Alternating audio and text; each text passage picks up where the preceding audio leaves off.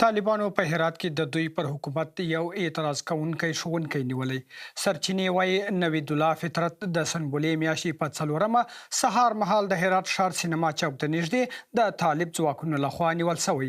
نوموړي په دې وروستیو کې طالبانو پر کړنو او سیاستونو توندې نیوکې کړې وې. تر اوسه ځایي طالب چارواکو په دې اړه رسنیو ته څه نه دي ویلي.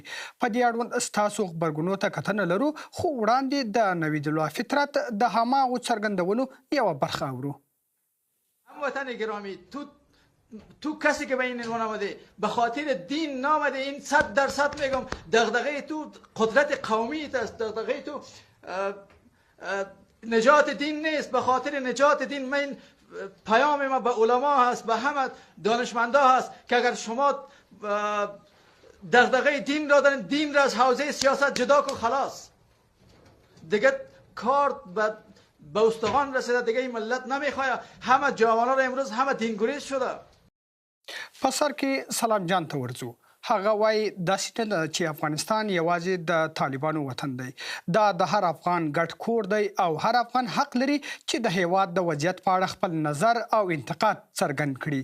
د نوموړي په اند انتقاد د مخالفت په معنا نه ده، بلکې برعکس سالم او رقنده انتقاد د اصلاح، حساب ورکونې او پرمختګ لپاره مهم دی.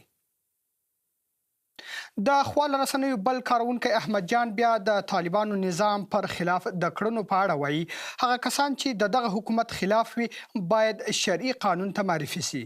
نوموړي د طالب ځواکونو لخوا د استاد نوید الله فطرت نیول کېدل پر ځای اقدام بللی. احمد مرزک بیا د تیر جمهوریت او د طالبانو د حکومت اوسنی وضعیت پرتله کړی.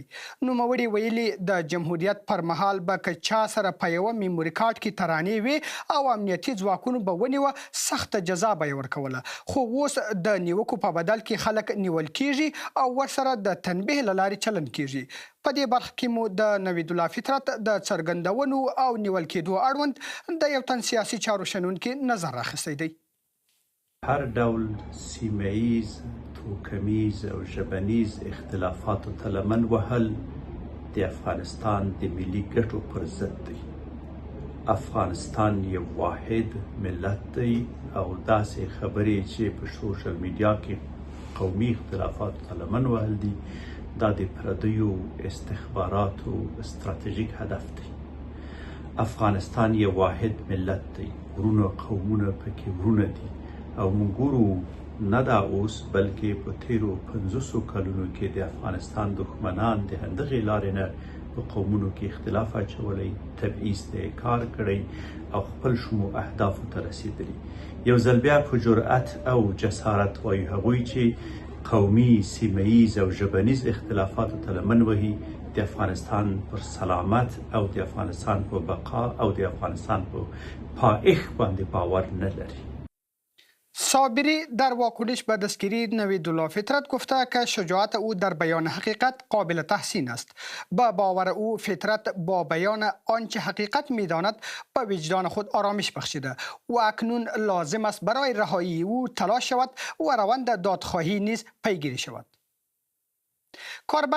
کاربر دیگری با نام سید علم حسینی در واکنش گفته که فطرت حرفای بسیار خوبی زده و دستگیری فوری او از سوی طالبان را مورد انتقاد قرار داده. حسینی تاکید کرده است که اعتراض و بیان دیدگاه مخالف در هر جای دنیا حق افراد است و نباید به دلیل ابراز نظر فردی بلافاصله دستگیر شود.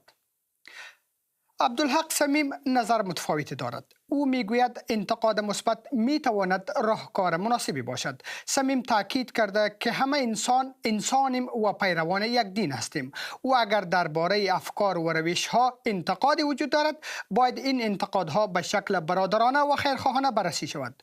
به گفته او توجه به چنین دیدگاه های میتواند نشانه از درایت رهبری در مدیریت جامعه متشکل از اقوام مختلف باشد. این بود بخش رسانه‌های اجتماعی امروز. افغانستان اینترنشنال خانه‌ای برای صدای شماست.